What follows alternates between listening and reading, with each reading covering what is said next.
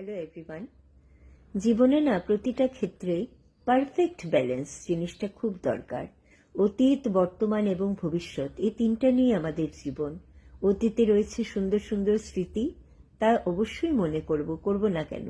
ভবিষ্যৎ, তা নিয়ে স্বপ্ন দেখব, প্ল্যানিং করব। অনাগত ভবিষ্যৎ নিয়ে আমাদের দুশ্চিন্তাও হবে, কিন্তু আমাদের জন্য সব থেকে বেশি গুরুত্বপূর্ণ সময় বর্তমান। বর্তমানটা যেন আমাকে পুরোপুরিভাবে পায়, আমি যেন বিভক্ত হয়ে না থাকি অতীতে এবং ভবিষ্যতে। কারণ বর্তমানের মুহূর্তগুলোকে সদ্ব্যবহার করতে হবে। বর্তমানের মুহূর্তগুলোকে যেমন উপভোগ করব, সদ্ব্যবহার করব। কারণ যে মুহূর্তটা এসে ধরা দিয়েছে তাকে আলিঙ্গন না করলে পরমুহূর্তে সেই মুহূর্তটাই অতীত হয়ে যাবে, তাকে আর খুঁজে পাবো না, তাকে আর সদ্ব্যবহার করতে পারবো না।